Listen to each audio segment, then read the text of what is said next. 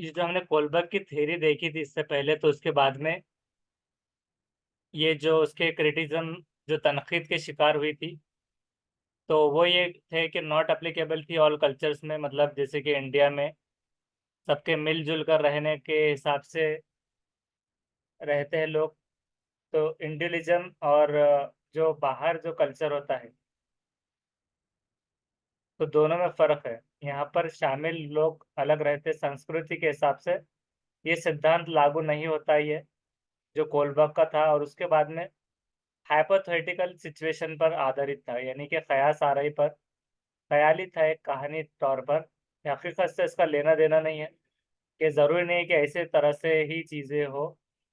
उसी तरह से बायस सैंपल से लिंक रूढ़िबद्धता पाई गई, मतलब जो जेंडर बायस का शिकार बनी कि सिर्फ़ मर्दों का उसमें मिसाल ली गई, और मतलब मेडिकल वाला भी मर्द जो जो जूझ रही थी वाइफ़, तो उसका हस्बैंड हाइंस, मतलब हाइंस के ऊपर नाम रखा गया, तो फीमेल पर्सपेक्टिव्स को वो इग्नोर करती है। इस तरह से ये इसकी जो है तो तनक़ीद का ही शिकार बनी थी। इस पर ये आलोचना हुई थी, ये क्रिटिक्स है उसके। तो अब ये कोलबर्ग का था, अब चलते हैं इंक्लूसिव एजुकेशन के तौर पर। बहुत सारे लोग मतलब कल अवेलेबल नहीं थे, तो इसको एक मर्तबा और अच्छे से समझ रहे हैं कि इंक्लूसिव एजुकेशन यानी कि शमूलियत वाली तालीम, जिसको हम समावेशी शिक्षा भी कह सकते हैं। इसके ऊपर तकरीबन क्वेश्चन बहुत सारे आते हैं। इंक्लूसिव एजुकेशन पर आते हैं मिलकर, यानी कि उसमें सारे जो स्टूडेंट हैं अलग-अलग टाइप के, उनको एक जगह पर वो शिक्षा दी जाए, ऐसा है। समावेशी शिक्षा के अंतर्गत बच्चों की ज़रूरत के आधार पर शिक्षा देनी चाहिए, यानी कि बच्चे को जैसी नीड है, उनके मूड के हिसाब से बात नहीं कर रहे, उनकी ज़रूरत के हिसाब से, जो चीज़ों की उनको ज़रूरत है, जो चीज़ें लगेंगी। पृथक्करण प्रकृति के नियमों के विरुद्ध है, मतलब segregation is against the law of nature, मतलब उनको सेपरेट रखेंगे, अलहदगी वगैरह। तो अलहदा करना बच्चों को, ये लॉ ऑफ नेचर के खिलाफ है, जो कुदरत का कानून है उसके। क्योंकि कुदरत ने सबको जो है तो, यानी कि कोई अगर एक फैमिली है, तो फैमिली के अंदर कोई डिसेबल्ड चाइल्ड है, तो कोई सिटी में डिसेबल्ड चाइल्ड है, तो कोई गाँव में, और कंट्री, स्टेट में, मतलब मिक्स रखा है नेशनल लेवल पर। ऐसा नहीं है कि ये डिसेबल्ड पर्सन्स का मुल्क है, वो ब्लाइंड लोगों का मतलब शहर है, कि वहाँ सारे मतलब ब्लाइंड ही पाए जाए, वहाँ पर सिर्फ़ डीफ एंड डम ही पाए जाए। ऐसे बहुत सारी चीज़ें। तो नेचर का क्या लॉ हो गया कि सारे लोग एक जगह पर रहते हैं, चलते हैं, वो हिसाब से, तो वैसे ही बच्चों को जब पढ़ाया जाएगा, तो चाहे वो डिसेबल्ड हो, उनको उनके आलात का इस्तेमाल उनकी ज़रूरत के आधार पर करके उनको शिक्षा दी जाए, और उनको अलहदा ना किया जाए, क्योंकि ये सेग्रीगेशन अगेंस्ट है, खिलाफ है लॉ ऑफ नेचर की। संयुक्त राष्ट्र संघ 1993 में सभी को एक जैसा समान अवसर के द्वारा सभी वंचितों की शिक्षा कराने की सभी राज्यों को आवश्यक दायित्व सौंपा गया है। मतलब एक ज़िम्मेदारी दी गई थी स्टेट्स को, जिसके अंदर सभी वंचित वर्ग थे, शारीरिक रूप से जो सक्षम बच्चे थे, मतलब जिस्मानी तौर पर, और ये पढ़िए गुरु। फिर उसे बात करते हैं।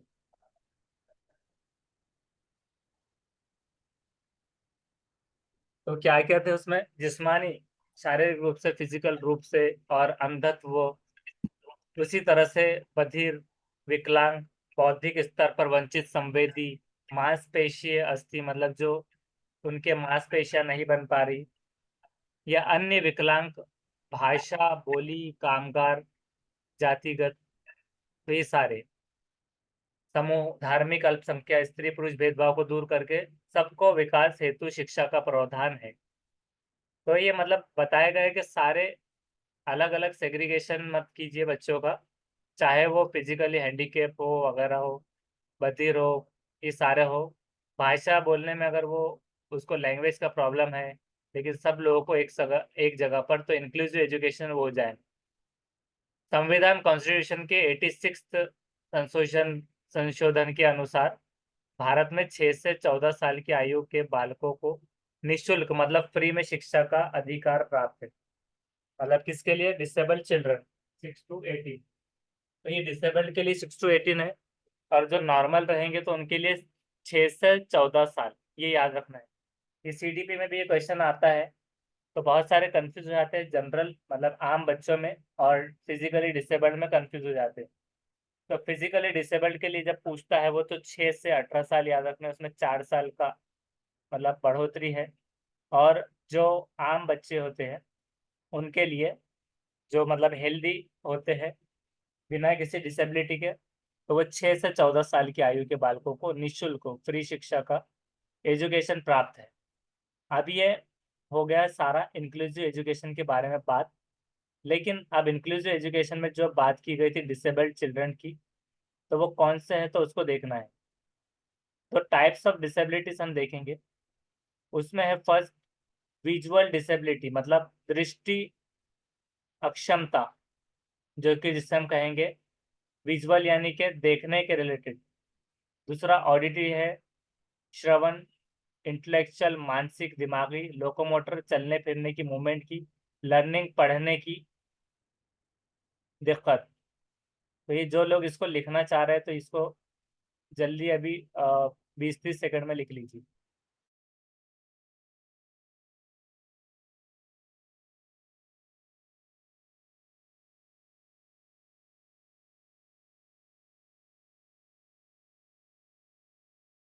अस्सलाम वालेकुम सर।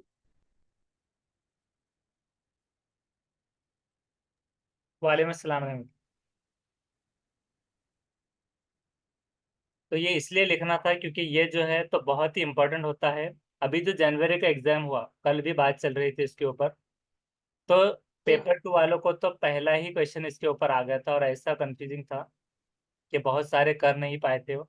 और जो पेपर फर्स्ट वाले थे उसको भी इसके ऊपर ये फर्स्ट डिसलेक्सिया पर भी क्वेश्चन आया था, जिसको हम अभी देखेंगे कि क्या क्वेश्चन वो आए थे। तो टाइप्स ऑफ डिसेबिलिटीज क्या है? विजुअल डिसेबिलिटी देखने में, ऑडिटरी सुनने में, ऑडियो से देखिए ऑडियो, विजुअल विजन से, टेलीविजन विजन, इंटेलेक्चुअल दिमागी सलाहियत, और लोकोमोटर मोटर मतलब मूवमेंट से, तो चलने फिरने गामक डिसेबिलिटी, लर्निंग पढ़ने में दिक्कत। तो ये तो टाइप्स ऑफ डिसेबिलिटीज हो गए कि इतने टाइप के आपको लर्नर्स मिल सकते हैं। लेकिन अब इन टाइप्स ऑफ डिसेबिलिटीज में जो लर्निंग की डिसेबिलिटी आती है, पढ़ने में अक्षमता या फिर पढ़ने में दिक्कत कठिनाई, तो उसमें पहला है कि डिसलेक्सिया। डिसलेक्सिया एक ऐसा व्यापक शब्द है जिसका जो रिलेशन है, संबंध पठन विकार से है, पढ़ने में दिक्कत से है। पठन विकार पहले एक पॉइंट याद रखना है डिसलेक्सिया का। उसी तरह से पढ़ने में कठिनाई, पढ़ने में कठिनाई इसमें होती है ई एव क के बारे में विभेद नहीं कर पाता कि ई कौन सा है और क कौन सा है। सौ को वॉस पढ़ता है उल्टा, तो कभी न्यूक्लियर को अनक्लियर में अंतर नहीं समझ पाता कि उसको उल्टे चीजें दिख सकते हैं। लेटर रिवर्स कर देना, पढ़ना इत्यादि, ये सारे चीजें उसमें होते हैं। जब पढ़ने में दिक्कत होती है तो लिखने में भी त्रुटि यानी गलतियां हो सकती है। तो ये डिसलेक्सिया के बारे में ये चीजें थी जिसमें आप इसको लिख लीजिए। अब देखते हैं कि पेपर 1 वालों को इसके ऊपर क्या क्वेश्चन दिया था। तो ये जो सेट था, ये सेट का नाम है जे। अभी जो क्वेश्चन पे हुआ, तो उसमें 14 क्वेश्चन था कि which of the following is a typical characteristics of dyslexia. इनको थोड़ा आसान क्वेश्चन पूछा गया था। तो देखिए उसमें क्या क्या था, difficulty in phonological processing. Phonological मतलब फोनोलॉजी, आवाज सोती आती, इस तरह से आगे वहां पर सोती। और डिफिकल्टी इन फिजिकल कोऑर्डिनेशन, क्या वो फिजिकल कोऑर्डिनेशन नहीं कर पा रहा, मतलब उसको पकड़ना है एग्जैक्टली कप वगैरह कोई चीज, तो वो उसका माइंड से उसका कनेक्शन नहीं बैठ पा रहा, तो वो सही तरह से नहीं कर पा रहा है। या फिर difficulty in special awareness, special मतलब वो स्पेशल नहीं, स्पाशल टाइप में लिखा होता है वो, तो स्पेशल यानी कि जमातबंदी और जो चीज़ों को सही ढंग में रखने का एक के बाद एक अगला क्या है, या स्पेशल अवेयरनेस के अंदर difficulty in creative problem solving, creative problem solving में क्या है। तो ये सवाल आया था, तो आपके हिसाब से इसका जवाब क्या होना चाहिए?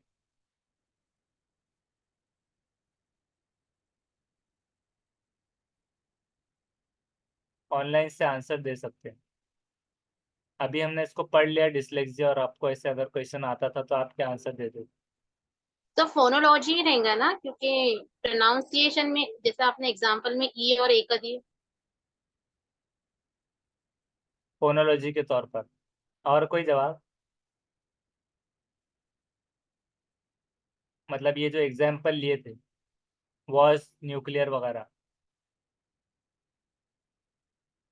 और उसके अलावा? Option number 4 sir. Creative problem solving. मतलब क्रिएटिव प्रॉब्लम सॉल्विंग यानी कि कुछ तख्लीकी तौर पे नहीं कर पा रहा, मतलब आमतौर से अच्छा है वो। अच्छा।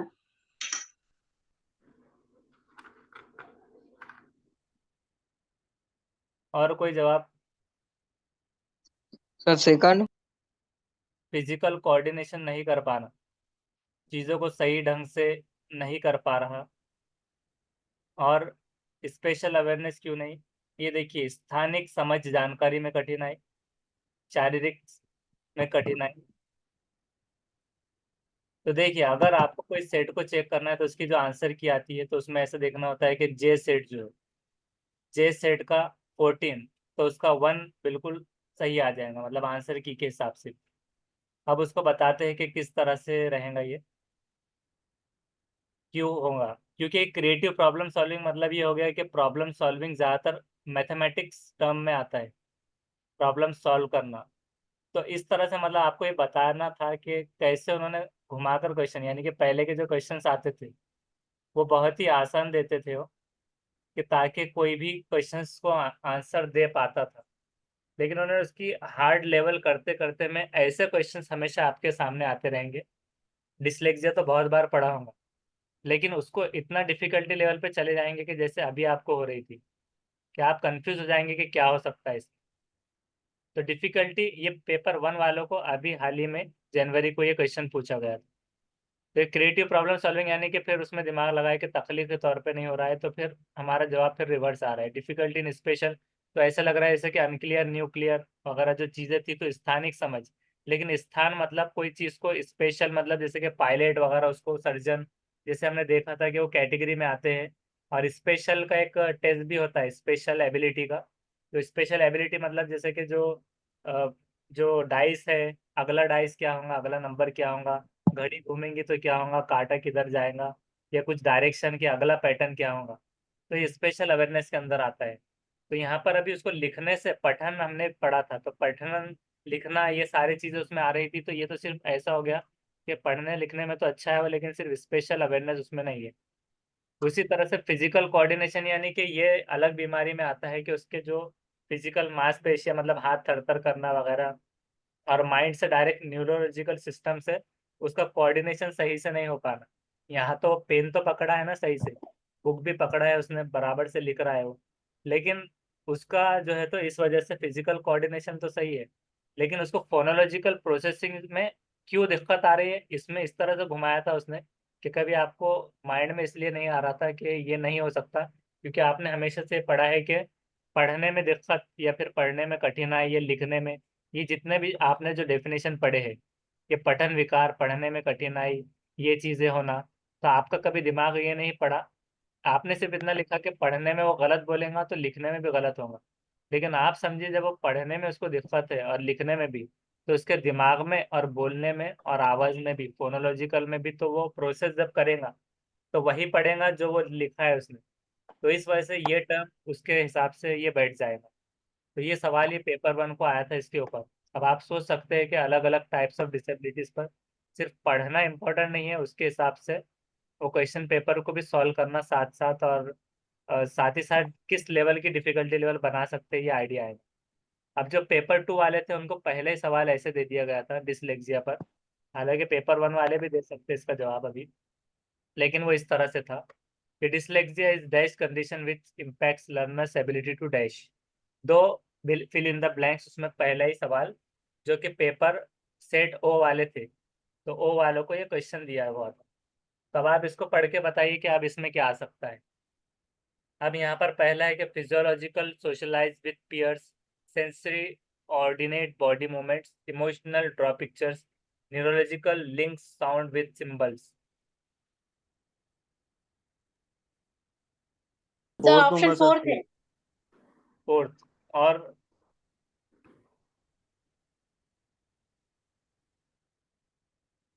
और किसने अभी जवाब दिया था? आकिफ ने दिए थे या मोनिज ने, किसने?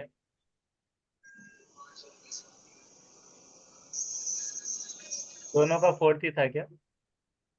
हाँ सर फोर्थ है सर, न्यूरोलॉजिकल डिसऑर्डर है। न्यूरो। और किस और कोई जवाब लग रहा है क्या?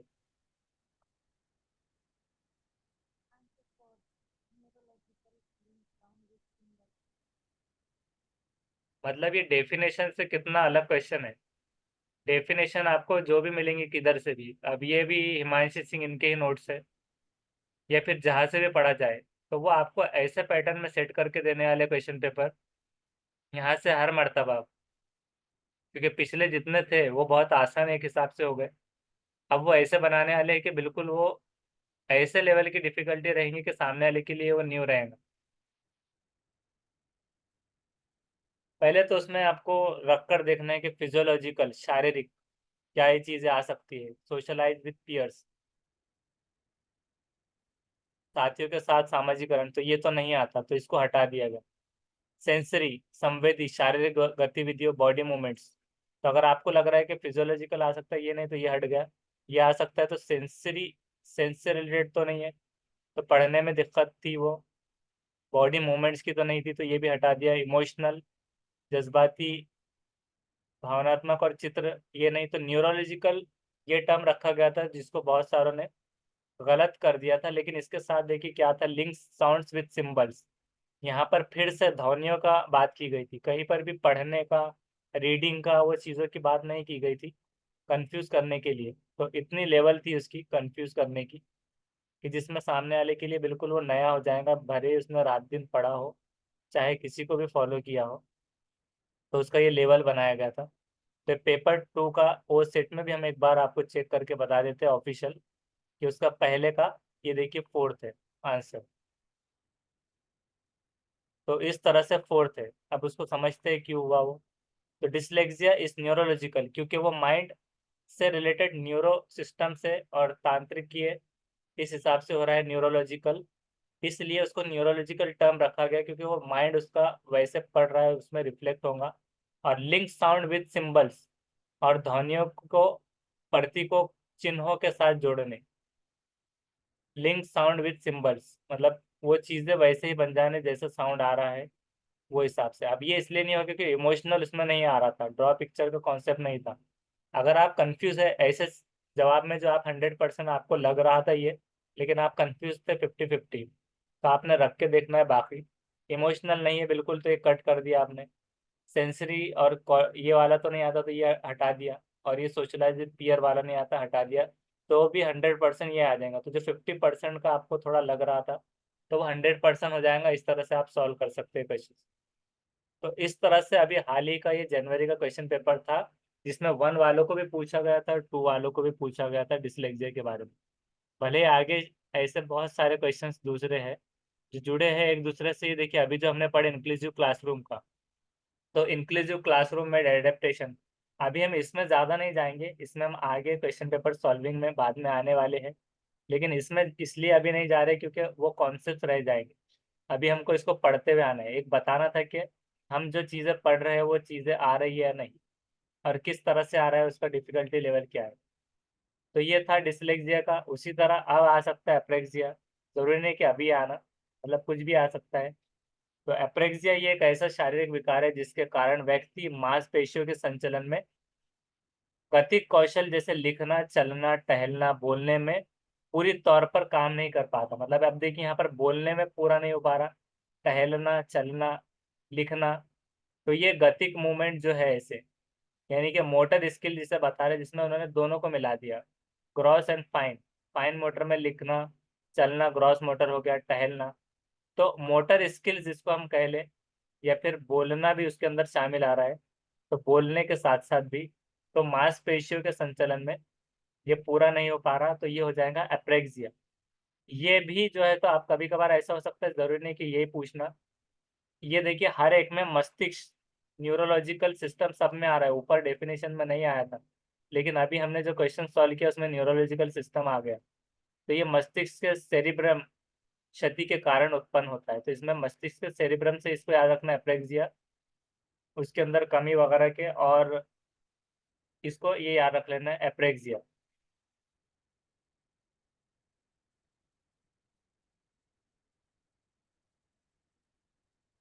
Disorder of the brain and nervous system, देखिए इसमें भी न्यूरो नर्वस सिस्टम आ रहा है।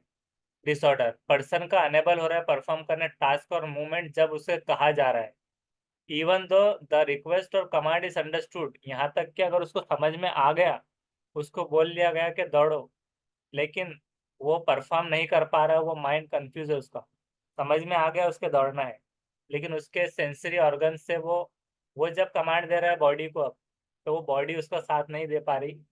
Muscles need to perform the task work properly, needed to perform the task work properly, तो ऐसे हो जाता है। तो ये इस तरह से अप्रेक्सिया ऑफ स्पीच में लैंग्वेज इम्पेयरमेंट भी आता है कभी कभार इसमें। ये कुछ ऐसे पेशेंट्स और एप्रेक्सिया के बारे में सिम्टम्स वगैरह है, ये सारी चीज़ें। ये देखिए यहाँ पर एक एग्जांपल इसमें दी गई कि यहाँ पर सामने वाला कह रहा है, हालांकि उसके समझ में आ गया, उसने वर्ड्स को कैच कर लिया, लेकिन वो एक्शन नहीं कर पा रहा कि करना क्या है सुनने के बाद भी। तो ये हो गया अप्रेक्सिया। उसके बाद में डिस्प्रेक्सिया है। डिस्प्रेक्सिया क्या है? अप्रेक्सिया का प्रकार है, मतलब उसी की टाइप, मस्तिष्क में क्षति के कारण होता है। तो अब अप्रेक्सिया का तो हो गया था, अब इसको आप समझेंगे कैसे? नोट्स में डायरेक्टली ऐसे आया था कि ये सिर्फ इतना होता है।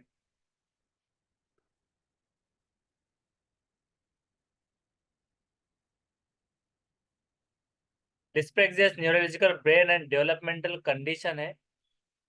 It affects about 1 in 20 primary school age children, मतलब हर 20 में से एक बच्चे में वो अफेक्ट होती है, और उसको कहा जाता है डेवलपमेंट कोऑर्डिनेशन डिसऑर्डर भी। इसका दूसरा नाम भी याद रख लीजिए, ये नोट्स में नहीं मिलने वाला है। तो डेवलपमेंटल कोऑर्डर, कभी कभार आपको अब सीटीपी में ऐसे भी पूछ सकता है कि what is developmental coordination disorder.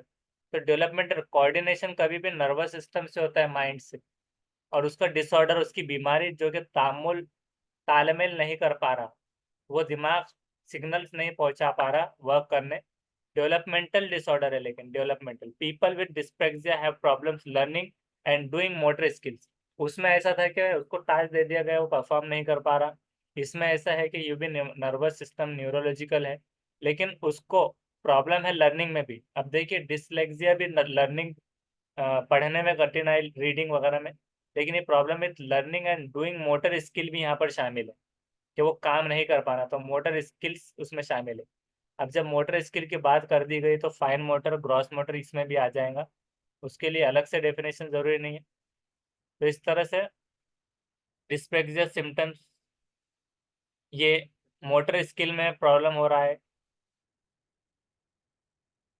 तो सेम मतलब चीज़ें है, बस उसमें रखना ही है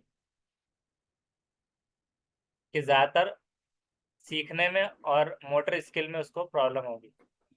सेम अप्रेक्सिया में जो फाइन मोटर का बताया गया था, गति, तो उसी तरह की डिस्प्रेक्सिया में आ जाएंगी।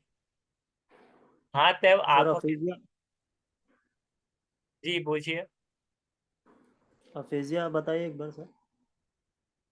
अप्रेक्सिया, अप्रेक्सिया मतलब ये जो है, तो मूवमेंट ऐसी थी कि किसी को कुछ ऑर्डर दे दिया गया, ये लेकर आओ, ये करो, वो बोलो, या फिर ये टेबल, तो उसको समझ में तो आ गया इंस्ट्रक्शन, लेकिन वो कर नहीं पा रहा, मतलब हाजिर जवाबी नहीं आ रही इसमें, लेकिन ये मोटर स्किल के अंदर आ रही है। मोटर स्किल जैसे लिख नहीं पा रहा हो, चल नहीं पा रहा बराबर से, टहल नहीं पा रहा, बोलना नहीं आ पा रहा उसको, तो अप्रेक्सिया। और डिस्प्रेक्सिया भी उसी तरह का एक प्रकार है मस्तिष्क में, जिसके अंदर लर्निंग की आती है। और एक दो पॉइंट उसमें ऐड करेंगे कि हाथ और आंखों के बीच समन्वय एवं संतुलन स्थापित नहीं कर पाता। हाथ और आंखों के बीच मतलब कि वो जो देख रहा है और जो उसको करना है। अब इसके अंदर जो उन्होंने एग्जाम्पल लिया था कि फिजिकल कोऑर्डिनेशन, तो शायद उसके अंदर रख सकते हैं ये कि डिफिकल्टी इन फिजिकल कोऑर्डिनेशन, तो न्यूरोलॉजिकल कोऑर्डिनेशन भी नहीं हो रहा। और उसकी हमने जो डेफिनेशन देखी थी उसमें भी देखिए कोऑर्डिनेशन है, डेवलपमेंटल कोऑर्डिनेशन डिसऑर्डर, इस पर जवाब आ सकता है। या सवाल आ सकता है जो जवाब में ये हो सकता है। फिजिकल कोऑर्डिनेशन, कि फिजिकल कोऑर्डिनेशन नहीं कर पा रहा।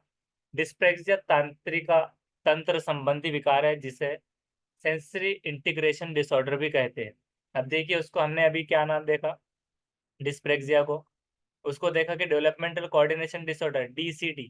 अभी एक और नाम हमारे पास आ गया कि सेंसरी इंटीग्रेशन डिसऑर्डर। अब सेंसरी अगर बात की जाए तो देखिए कंफ्यूज करने यहाँ पर उन्होंने सेंसरी यहाँ पर डाला था, जो कि देखिए इसके अंदर भी सेकंड में बैठ रहा है पेपर 2 वालों को जो क्वेश्चन पूछा गया था कि सेंसरी कोऑर्डिनेट, फिर से कोऑर्डिनेशन का टर्म आ गया जो यहाँ पर भी आ रहा है डेवलपमेंटल कोऑर्डिनेशन में, और इसमें इंटीग्रेशन वाला था, इंटीग्रेट करना यानी इंटीग्रेशन।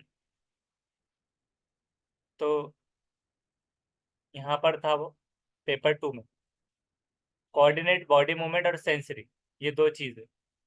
तो ये चीज इसके अंदर इसका जवाब ये हो सकता है डिस्प्रेक्सिया का। अब देखेंगे अफेजिया। अफेजिया भाषा एवं संप्रेक्षण अधिगम अक्षमता, मतलब इसमें लैंग्वेज याद रखना है। अप्रेक्सिया और अफेजिया में दो में फर्क देखना है। दोनों में देखिए क्या है, यहाँ से याद रखिए आप, देखिए प्रेक्सिया इसमें भी है, प्रेक्सिया और इसमें भी। और ये डिस है, डिस मतलब कोई भी, यानी कि जिसके अंदर कोई चीज कमी होती है, जैसे कि डिसलेक्सिया, तो डिस डिफिकल्टी या बीमारी वगैरह, लेक्सिया लेक्स से, इसको टुकड़ों में अगर किया जाए ना तो ये भी चीजें निकलते हैं। टर्म जिससे मिला है लेक्स से लेक्सिया, डिसलेक्सिया डिराइव्ड फ्रॉम, अगर हम उसको एडिशनल अगर पढ़ने की कोशिश करें तो डिस मतलब डिसफंक्शनिंग, डिसफंक्शनिंग ऐसा होता है। तो हम इसको देखते हैं डिसलेक्सिया डिराइव्ड फ्रॉम, तो इसको और दिमाग में अच्छे से बैठ जाएगा। तो डिस का मतलब क्या होता है कि डिफिकल्टी, और लेक्सिया मतलब ट्रांसलेट करना वर्ड्स को। तो अब देखिए लेक्सिया के हिसाब से फोनोलॉजिकल सिचुएशन भी आ गई। देखिए यहाँ पर न्यूरोबायोलॉजिकल बेस्ड लैंग्वेज इम्पेयरमेंट भी आ गया। बहुत इंपॉर्टेंट चीजें है ये, इसके लिए उसको बहुत आराम से देखना है। अब अफेजिया, सिर्फ लग गया, मतलब फेजिया क्या है देखते हैं। फेजिया अगर देखते हैं, अगर फेजिया मतलब क्या होता है, तो ये बेस हो गया। अब अफेजिया देखते हैं। Aphasia usually occurs suddenly, often following a stroke or head injury. ये भी उसकी डेफिनेशन में आप रख सकते हैं, बट इट में also develop slowly as the result of brain tumor or a progressive neurological disease. Neurological term आ गया, disorder impairs the expression and understanding of a language as well as reading and writing. अब देखिए इसके term की अगर हम definition देख रहे हैं तो इसमें भी देखिए रीडिंग राइटिंग आ रही है, इसमें भी रीडिंग राइटिंग है। तो बहुत ही आपको अच्छे से उसको पूरा एक PhD लेवल पे पूरे नोट्स बनाना है, तभी आपको समझ पाएगा। नहीं तो आप डिसलेक्सिया, अफेजिया, अप्रेक्सिया इसमें कंफ्यूज हो जाएंगे। तो aphasia come from difficulty of speech, उसका दूसरा नाम देखिए difficulty of faculty of speech भी आ रहा है। तो ये चीजें है। अब डिस्प्रेक्सिया की बात कर रहे हैं, ये अफेजिया अभी जो हम पढ़ रहे हैं ना टर्म, वो अभी आने वाला है। अभी हमको अप्रेक्सिया का देखना है, अप्रेक्सिया डिराइव फ्रॉम। तो ये ग्रीक वर्ड है, या है विदाउट, उसका मतलब है विदाउट, बिना, अप्रेक्सिया का। ब्रेन टू मिमिक लिम्ब और हेड मूवमेंट्स, मतलब ये मूवमेंट्स मोटर स्किल्स में आ गया अप्रेक्सिया। अभी हम जहाँ पर जाना चाह रहे हैं तो वहाँ जाते हैं डिस्प्रेक्सिया।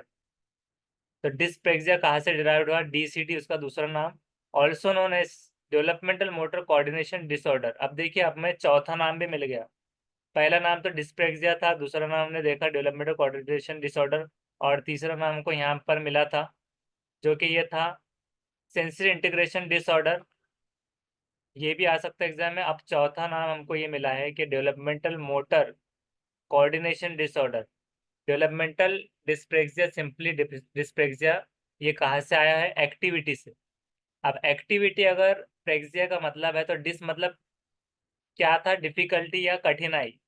तो डिस मतलब डिसफंक्शनिंग, नॉट फंक्शनिंग प्रॉपरली।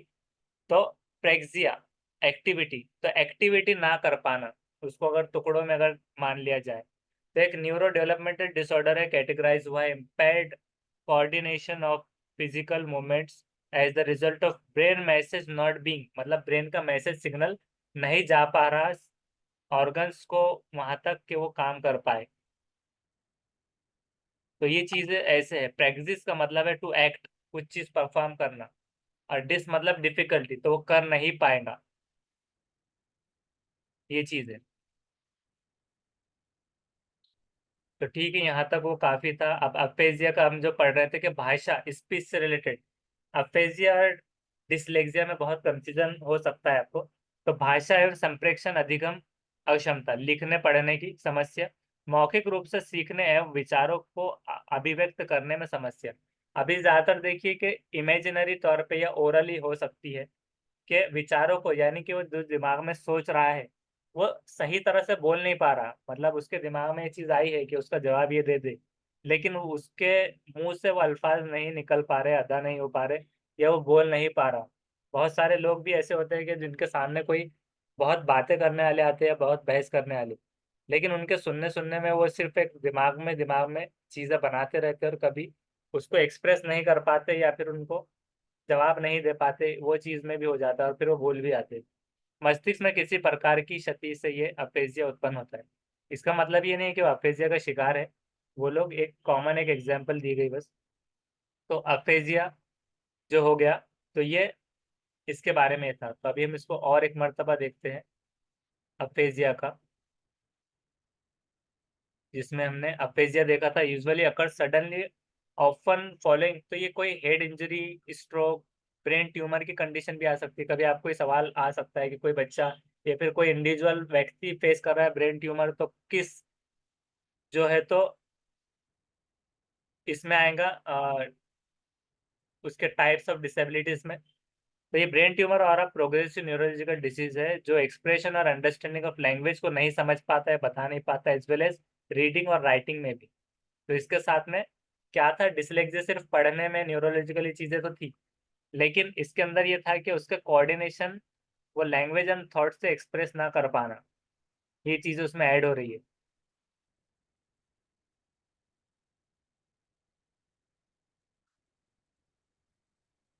तो symptoms of aphasia,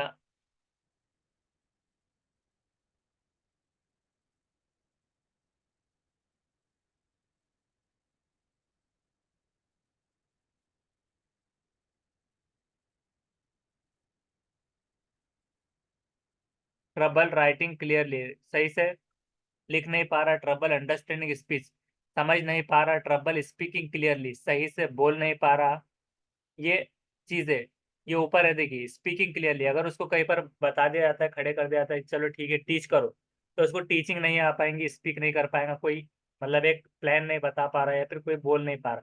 trouble understanding speech, कोई कुछ कह रहा है तो उसको समझ में नहीं आ पा रहा है कि सामने वाला क्या कह रहा है। ट्रबल राइटिंग क्लियरली, सही से वो लिख नहीं पा रहा। ट्रबल अंडरस्टैंडिंग रिटन वर्ड्स, जो लिखा हुआ है उसको भी नहीं पढ़ पा रहा। ट्रबल रिमेम्बरिंग वर्ड्स, वो याद भी नहीं रह पा रहे उसको कि क्या लिखा था, क्या पढ़ा था, किसने क्या बोला था उसको। और ट्रबल राइटिंग क्लियरली, कि सही से स्पष्ट तौर पर ये वाला नीचे, ट्रबल रिमेम्बरिंग ऑब्जेक्ट नेम्स, के मतलब कोई ऑब्जेक्ट था। बहुत सारे टीचरों को भी ऐसी आदत होती है, वो तो इसलिए होती है क्योंकि बहुत ज़्यादा कैंडिडेट होते हैं, तो उनको दिमाग में इसका उसका नाम चलते रहता है, तो सही से नाम नहीं ले पाते। तो एक एग्जाम्पल के तौर पर रख सकते हैं, लेकिन वो ऐसा नहीं है कि वो अफेजिया के मरीज है, वो मतलब एक कॉमन चीज़ है इसलिए होता है। तो यानी कि किसी के नाम बराबर से ऑब्जेक्ट के नाम याद ना रह पाना, वो सिर्फ कह रहा है कि अच्छा वो किचन से वो लेकर आ जाओ, वो क्या बोलते हैं उसको, और सोचते रह रहा है बस। तो ट्रबल रिमेम्बरिंग वर्ड्स, वर्ड्स को रिमेम्बर कर पाना, वो सारी चीज़ें, तो ये अफेजिया के सिम्टम्स में आएगा। उसके बाद में dysphagia.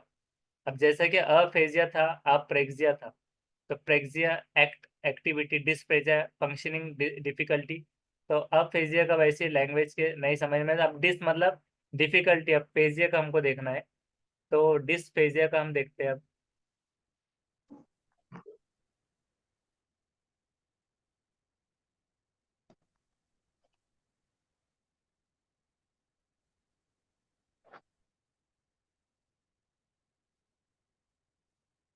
Dysphagia occurs when areas of brain responsible for language production and comprehension are damaged. ये क्या है कि डिसफंक्शनिंग, रिस्पॉन्सिबल है ब्रेन रिस्पॉन्सिबल लैंग्वेज प्रोडक्शन का, मतलब लैंग्वेज बनाने का किसकी जिम्मेदारी है? दिमाग की है कि वो मतलब जुमले बना दे। ऐसा नहीं कि बस मुंह है जुबान है तो सिर्फ बोल दिया। जैसा बोलते हैं कि सोच समझ के बोला करो, तो सोच समझने की जिम्मेदारी किसको दी गई? दिमाग को। तो दिमाग की responsibility and comprehension are damage. Number of condition can cause brain damage. कुछ भी कंडीशन हो सकती है, स्ट्रोक्स हो सकते हैं। मोस्ट कॉमन फेजेस कॉज है स्ट्रोक्स कि जिससे डिस्फेजिया हो सकता है। सिम्टम्स डिस्फेजिया के क्या है? चोकिंग ऑन फूड और ड्रिंक, मतलब ड्रिंक करते वक्त में या फूड खाते वक्त में एक चोकिंग वे में हो जाना, कफ होना ड्यूरिंग आफ्टर, मतलब चबाने के बाद में कफिंग वगैरह आना, कफिंग और vomiting of food, having a weak soft voice, बहुत कमजोर आवाज, एस्पिरेटिंग गेटिंग फूड और लिक्विड। ये ये डिस्फेगिया फेगिया की आ रही है, ये एक अलग चीज हो रही है। डिस्फेजिया यहाँ पर कुछ और लिखा हुआ है तो इसलिए इसको नहीं पढ़ते।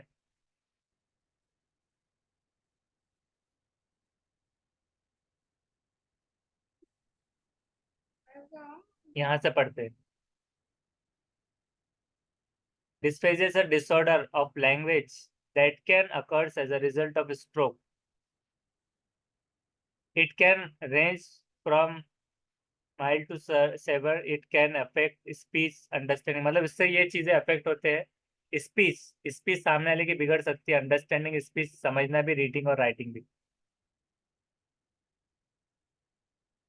अब ये दो चीजों में फर्क रखना थोड़ा सा मुश्किल हो रहा है कि उसको पहचानेंगे कैसे। Production of speech resulting from brain disease और डैमेज, सिंपल ये डेफिनेशन एक रख सकते हैं आप कि रिप्रोडक्शन और इम्पेयरमेंट। इम्पेयरमेंट मतलब कोई कमजोरी प्रोडक्शन बनाने में या स्पीच बनाने में ब्रेन डिसीज या डैमेज की वजह से। तो ये डिस्पेजिया हो रहा है, सिंपली इसको एक लाइन में याद रख सकते हैं। और कॉमन कॉजेज क्या है? डिफिकल्टी स्पीकिंग, अंडरलाइंग, ये सारे हो सकते हैं। तो इसको जरूरत नहीं इतना पढ़ने में, इतना समझ लीजिए बस कि मस्तिष्क में क्षति के कारण बातचीत करने में आंशिक या पूर्णतः क्षमता, कि वो बातचीत में स्पीच डिसऑर्डर इसमें ज्यादातर आ रहा है। एलेक्सिया, वैसे उसके अंदर जो टर्म होते हैं ना 4 पॉइंट, तो वो कहीं ना कहीं उससे रिलेटेड मिल जाता है। इतना भी कंफ्यूज नहीं करेगा कि अफेजिया ऑप्शन में नहीं है या फिर डाल दिए गए और उससे आप रिलेट नहीं कर पा रहे। तो वो बहुत सोच समझ के बनाते हैं, इतना भी वो लेवल का नहीं बनाएंगे डिफिकल्टी लेवल वो, कि दोनों को एक साथ ही रख दे कि जिसके कुछ कॉमन टर्म्स उसके अंदर आ जाए, या फिर हमको समझना होगा उसको 50% रखकर। अभी ये बहुत आगे भी है ये बीमारियों के बारे में, तो जो कि हमारा ये 1 ही मिनट रह गया है।